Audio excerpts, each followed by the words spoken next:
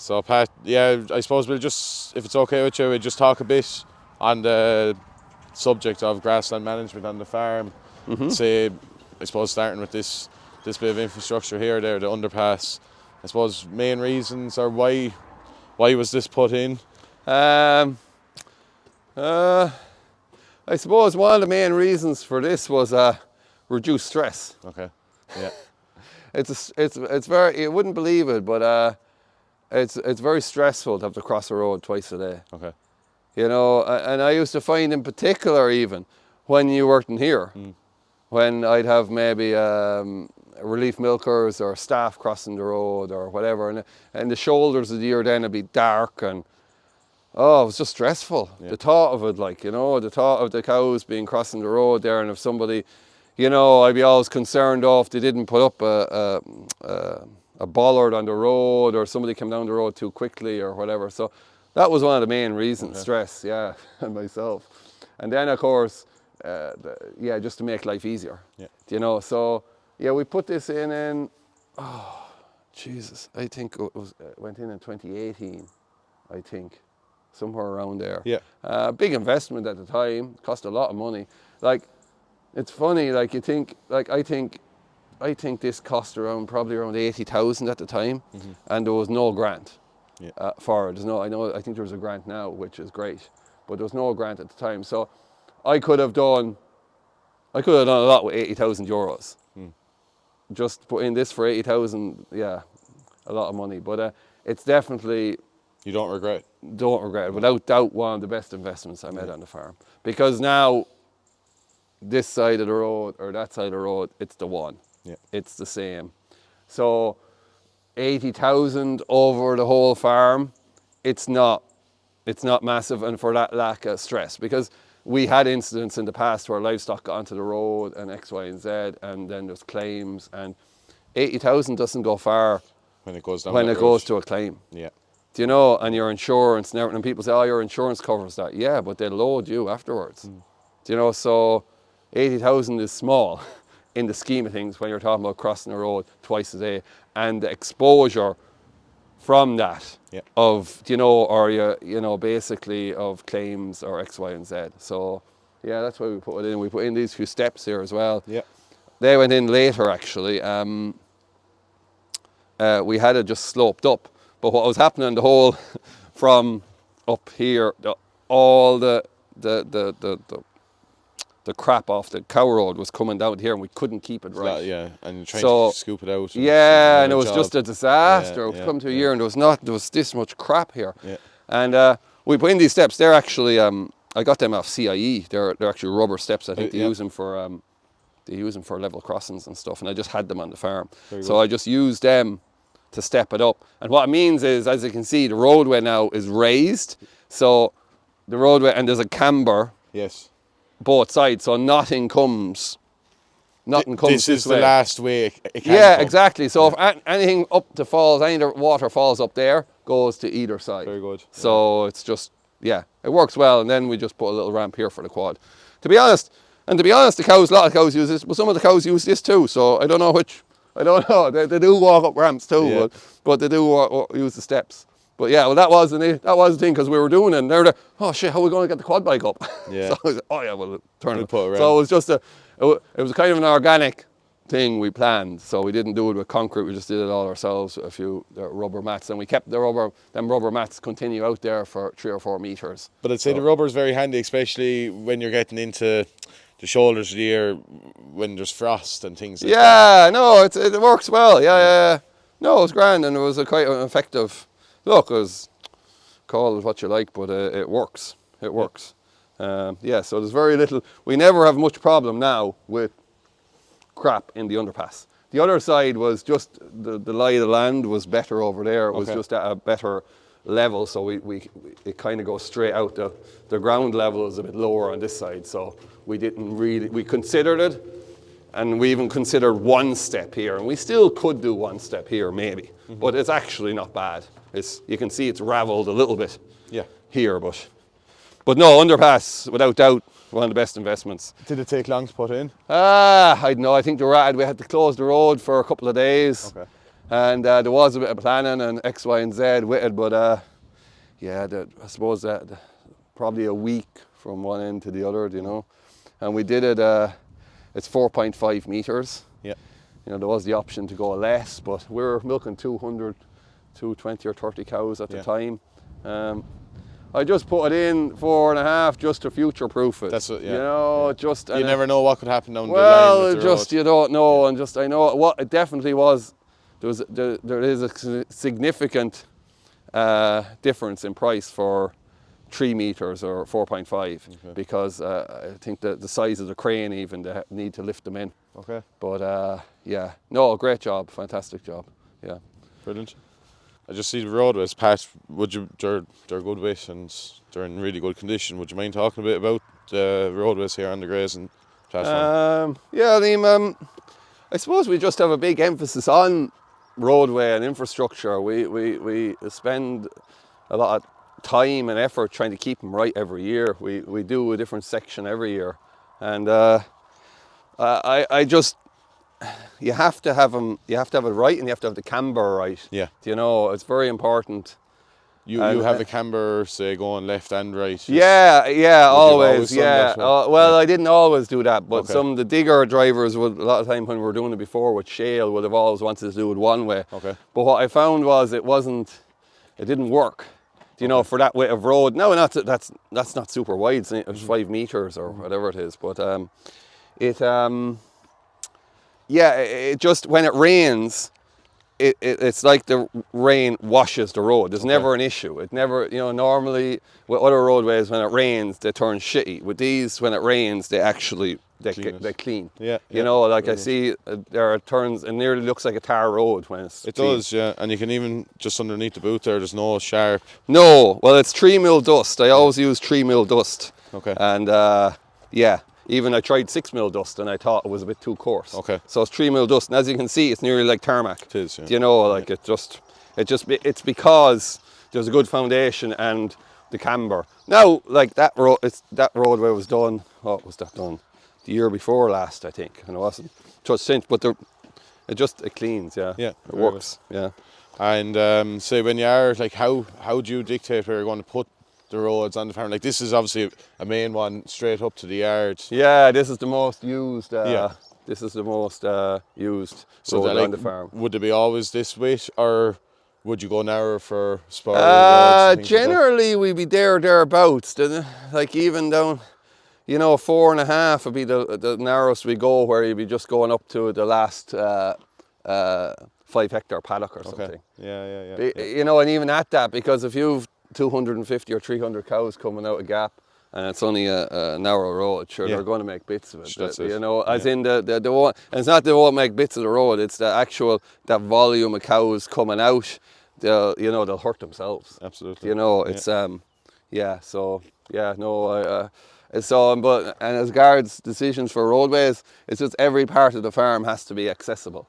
You know, so especially for the shoulders. Yeah, generally, I suppose, there'd be no place on the farm that wouldn't be more than 250 meters from a roadway. Okay.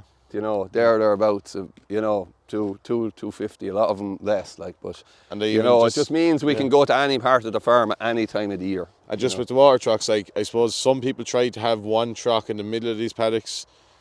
I see you have one near the front here and you have one near the back. Yeah, well, that's actually, that's 2 paddocks. Okay. But we kind of work it as 2 and 1. So there's, like, as numbers have grown, it's just the way it worked out. But I think there's 2.6 hectares in each paddock. Okay. So, but oftentimes we run it as 1 paddock. You know, and we a lot of the farm is like that. It's like there's about 5 hectares and we can just divide it in 2 quite easily. And we oftentimes, at different times of the year, we would run it as 1 paddock. Okay. You know, or we just put our break fence in the middle for one milking and then the other milking.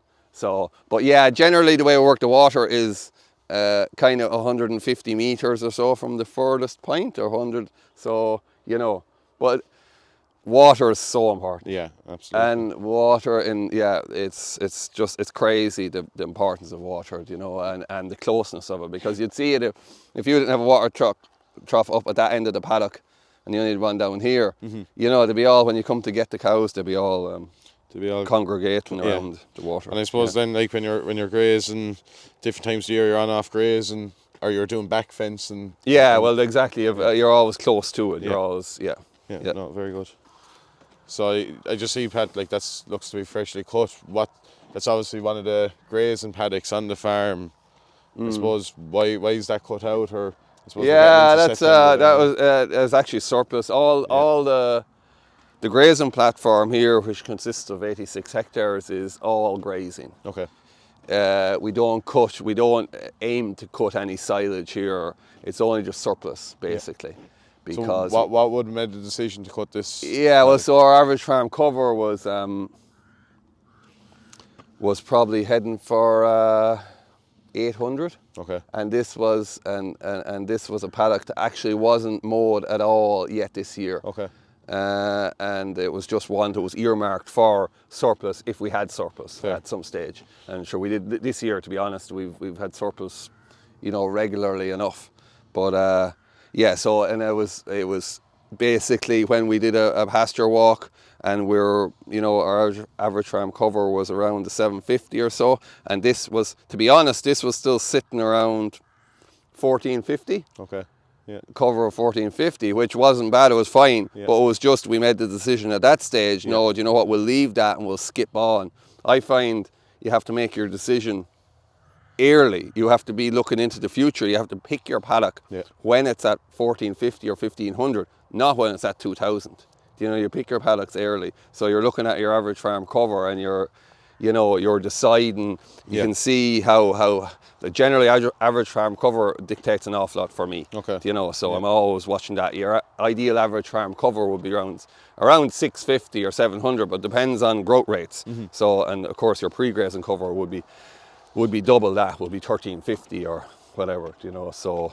And like you said, look, it's first time getting mechanical intervention, or say being cut or topped. Yeah, this year. That's the first time this year. Yeah. And main reason for that is, would you say it's to rejuvenate the sward? Yeah, to keep quality. To see, we don't actually have a tractor on farm. Okay. So we have a loader which does the feed out in the winter, but we don't actually have a tractor. Yeah. It's just worked. Sometimes it's just worked out. So we always, our pre-grazing cover has to be right. Like if we let the cows into the correct cover, the cows will willingly take it down to 100 or whatever it is, residual. Yeah. It's just, they'll do it. But generally, the way it would work out, to be honest, there'll be some paddocks now, there is a paddock outside there, and there's some paddocks that will never get touched by a machine for the whole season. There's definitely some of them. But a lot of them will get touched once for surplus. That's what I'm saying. We keep rotating our surplus because to be honest, that paddock was grazed at one stage in the spring. Probably it was a mistake, to be honest, but it was grazed at a higher cover than desirable. And once you graze at a higher cover than desirable, you're always fighting trying to get it back right when you don't intervene with a machine. Fair enough. Yeah. So that's basically our plan with that.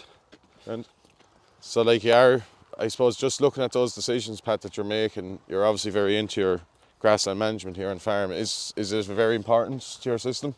Grassland management is very, very important. Yeah, I suppose because grass is key to everything we do. Okay. There's a couple of pillars, call them KPIs, that we're always looking at, and number one would be the production of the cow. Okay. And number two would be production of the sward, so amount of tons they'll grow in a year. But another one would be, number three would be, which is also just as important as number two, it's utilisation of that sward. You can grow a lot of grass. You could be growing 16, 18 ton of grass, but if you're not utilising it and you're not getting in and grazing it at the correct pre-grazing cover, you're not getting the performance of the animals. Okay. And then you're going in and you're topping and you're whatever else, and you're wasting half it. So I would emphasize that it's about growing the grass, but then utilizing the feed. And then also it's about, the production of the animal then, and basically getting the animal to harvest as much grazed grass or pasture as possible, you know, to get that production. Of course, also with feeding, you know, half a ton, 500 to 750 kilos of concentrate. Yeah. You know, so you're always, you know, you're trying to balance the whole thing. It's a balancing act, and like you're trying to get residuals correct, but also you need to get the performance of the cow right. Yeah. You know, because if you let up a higher residual on a rotation, you will increase your production. But on the next round then, or you have to go in with a topper afterwards, because you're leaving a higher residual and you're not getting the same utilisation. Fair. So you're affecting, and I suppose you're affecting the quality for the Yeah. next round then too. Exactly. Well, every kilo of grass is a kilo of grass. It's value. It's there's no point in wasting it. No. Going in and using top. No, I'm not saying that you know, use a topper. Sometimes it would be beneficial to use a topper. Like I'm not for a minute saying that you. But I suppose from a labour perspective, as you say, you don't have machinery in the farm. You're reliant on bringing a contractor in. Yeah. Well, that's it, and I suppose I can see it more as the cost it is. Yeah. And look, I have often thought about maybe I should get a tractor or get a small tractor and have a topper, and it would be handy from time to time. But because we don't have it, it nearly incentivizes us more to keep the pre-grazing cover right and keep the grassland right. So that's what I emphasise with staff and myself. It's we don't have machines to be bobbing around all day on, but we have to get this right. Fair enough. You know what I mean? That's basically it. We just, you know, so that's what we concentrate on. Our focus is, grassland management. Yes. And say how long? Just a bit of background on say the grassland management here on your farm. Would you been measuring? Are you measuring grass, or what way are you measuring? Oh grass? yeah, definitely. Yeah, we measure. We get away with once a week now. Okay. But I've been measuring for, I don't know, 5, 6, 7 years, I'd say. Okay. But it did take me a while to get in on it. And I used to think, to be honest, like a lot of other farmers, that it was nearly a waste of time, or it was hard to find the time to do it. It is hard to find the time, but you have to. You prioritise it. Like yeah, well, I do now. very Yeah, important. I have to, because if I don't, it goes south very quick if you don't measure your grass. You have to measure grass. People will say, I've heard farmers before saying, "Oh, you shouldn't need to measure your grass. You should any farmer should be able to walk into a paddock and know what's." To be honest, that's okay if that's their view, but I can't do that. On the system I'm running, I couldn't do what I'm doing without the measuring grass. You have to, because I need to know what my growth rates are. I need to know what my average farm cover is. I need to know, because that's how I'm making decisions. Correct. Yeah. That's how I'm pulling out paddocks early, because I know what the average farm cover is of the farm. By doing that, By doing that, I know how many kilos of feed I have on the farm on that day. I know what the farm is growing. I know what the predicted growth will be. And the reason I used to measure when I started off, as I said, I used to find it hard to find the time to do it. But basically I started to measure, because I wasn't getting, what used to happen was, you'd measure on a Monday, and by Friday the thing would completely go pear-shaped. Because you were looking at the wedge that you did on Monday, but you weren't taking into account what the farm was after growing since Monday. In that 5 day period. And you were coming to Friday, and then it was the weekend, and maybe you were milking, or maybe you weren't, and or you're, oh yeah, we'll go there, and you didn't check the paddock. So now what I do is I get the lads or myself, we do a measure on a Monday, say, and by Thursday or Friday, you'll always be checking the paddocks that you're going to next. So the next 3 or 4 paddocks, and checking the pre-grazing cover on them, and if they're gone a bit too high, then we'd know. But also, I suppose I've got better, and the staff have got better at predicting. So we know if we're growing 70 a day, for example, what's measured on a Monday is going to have another couple of 100 kilos on it, or whatever the case. And the general rule here is, once it hits 1450, 1500, we have to question. You make a decision. We have to question whether that should be grazed or not.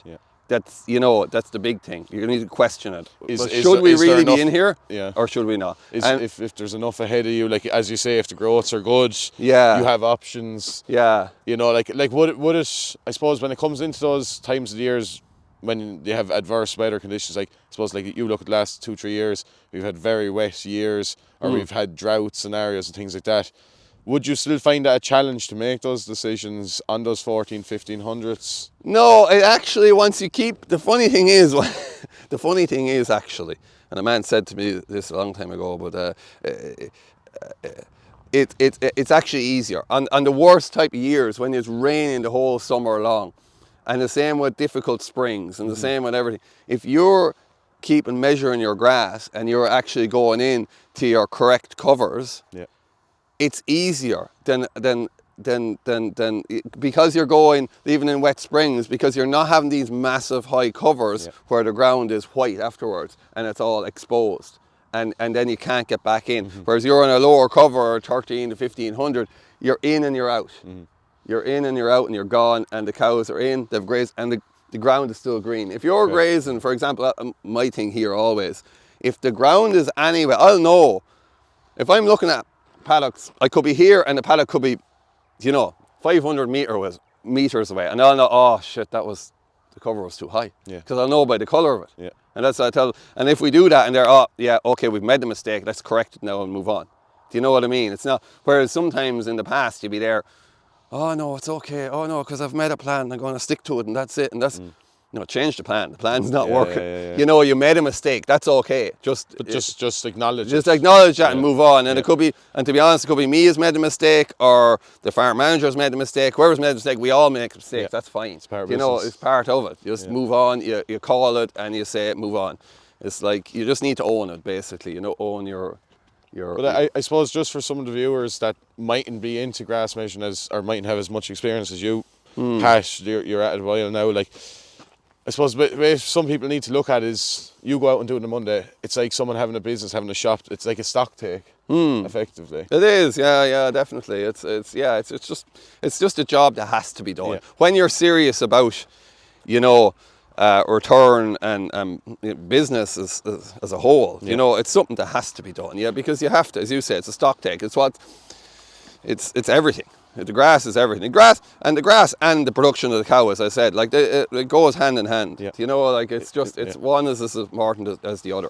And in reality, the aim of the game is trying to produce grass as sustainable and low cost as possible. Yeah, definitely. Yeah, because even that's what we do even at the moment now. We're skipping around the fertilizer. Yeah. We just, if we're growing enough grass, it's not like, that's what the point I was trying to make. It's not about growing massive tons. It's about growing, it's about feeding your demand. Yes, okay. So if your demand is, call it 50 a day, well, there's no point in me growing 80 or 100 a day and just going to be making extra bales. Like, what is the point? That's just a cost. It is. Yeah. Because, it's just a cost. You have your silage ground away, I suppose, as you say, your main aim here, it is grazing platform. You want to graze on that's it. Well, we set our demand, to be honest, we set our demand around 60. Yeah. That's what we set the demand on the grazing platform, around 60 from April till, September. It's around 60 a day. And that's our demand. We know on historical figures that we grow on average over that time probably around 80. Okay. So on average, there'll be some weeks we'll grow 50 and more weeks we'll grow 100. But when we're growing, what the point I'm trying to make is, at the moment now, because it's been such a good season and grass is growing so well, we've actually skipped around the fertilizer. We'll lower the rate and skip on the nitrogen when we can, because what's the point in growing extra feed? Like, and we have reduced our nitrogen quite significantly now in the last few years. Compared to 5, 6 Oh, definitely. years We've ago? reduced it by a third, I'd Right. say. Okay. Yeah, And would it be any, I suppose, just on that then, like, had there been a change in what you use to fertilise? Like, would it be straight nitrogen? Would it be... Depending on the samples, or depending on... Well, no, what we do now here actually is, the way I do it is, I soil sample the farm every 2 or 3 years. Okay. And whatever then is low in P or K or whatever, they're earmarked. And they are, basically I use the O's to feed them. Okay. So in the back end of the year or whatever, if the paddock is low in P or low in K or whatever, generally not too low in P, but if it's low in K, it gets a bag of K, you know, or whatever the case may be. It's so I find that a simpler system than going. So we go with the K in the back end of the year, and then we just go with straight nitrogen. So we use just urea. That's it. Normal urea. No, I don't use protected urea, but the way I look at it is we don't spread when it's not, if the weather's not suitable. Yeah, it's not calendar, as in you will go by your grass measurements, your decision making on farm, your demands. Yeah, and when it stops with, like in comparison to a few years ago, if it stops raining, and even at the moment, like as I said, we're not spreading. We won't spread now until we see rain. We'll have to have a day's rain, and then we'll have to have rain in the forecast. Yeah, you know, or we're normally spreading on a wet day. The contractor, to be honest, the fertilizer contractor is very good. He's you know, he's very good. He comes generally to me when I need him. And just say, going back to that point, like, you're finding yourself, you're using a lot less fertilizer. Is there anything different with, I suppose, when you are doing a reseeding event on farm, is there any difference you're making now versus 5 years ago, like as in varieties of grass you're using? Well, yeah, we're using all now, the farm now, the way it's gone, we're using all tetraploids. Okay. Everything now is tetraploid now. Why, or what would be the main reason for that? Yeah, I suppose palatability and growth. Like, I suppose maybe that's how we do what we do. Tetraploids, I suppose maybe it's not for everybody. Like, it's like a man said to me a long number of years ago. He said, "Oh, reseedings, you couldn't reseed the whole farm because you couldn't manage it because it grows too fast." Yeah.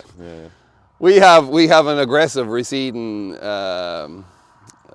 We have an aggressive reseeding schedule, or call it what you like, on the farm, where it's all been reseeded within the last 7 to 10 years. And now we're looking at, now there is paddocks, and they're just gone 10 years, to be honest, and they are definitely growing less than their other how do you, like, is that just from doing the walk every week, or are you going back looking at your measurements? Are you saying the amount of tonnage? I actually find it's, I find I can see it fair enough. From the walks.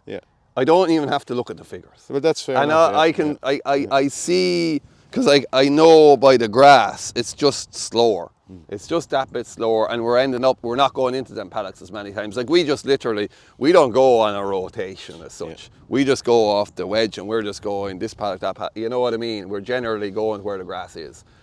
You're not effectively trying to work it like a clock. No, definitely not. You couldn't. You couldn't. We did, like, that's the way we used to do it, like everybody else. But you can't. It doesn't work. It doesn't. It doesn't work in this system. But what I'm trying to get at is the grass and the all tetraploid.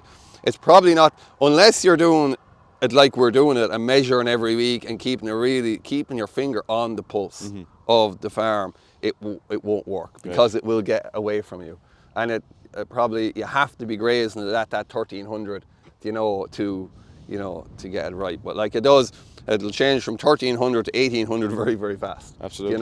And especially when you say those weeks, like, say, take April or May, when you're getting growths of over 100. Well, that's it.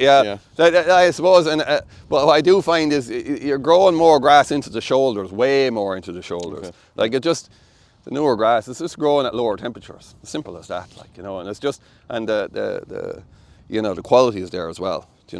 Are you incorporating any clovers? Or we are incorporating clover now as well into it, definitely, and that's Would you see? Are you seeing a benefit to it? Yeah, I think it is.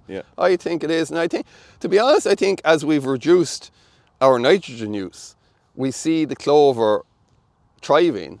It really does, and what I've noticed as well, because we've reduced our nitrogen use, I think we're getting better utilisation. Because when you're using a lot of nitrogen, your sward is kind of black green, and you're getting that serious growth, like, of this all nitrogen. But what I'm finding now is, I find that because we've reduced it, and even you'd be looking at paddocks, your old self would be saying, "Oh, there's not enough grass there," but your measurement says it is there, and it is there. It's just not as dense, not as, we can have a look at a few of the paddocks if you want, but I just find, I get better utilisation now since I've changed that attack like on nitrogen use. I find it better now, yeah.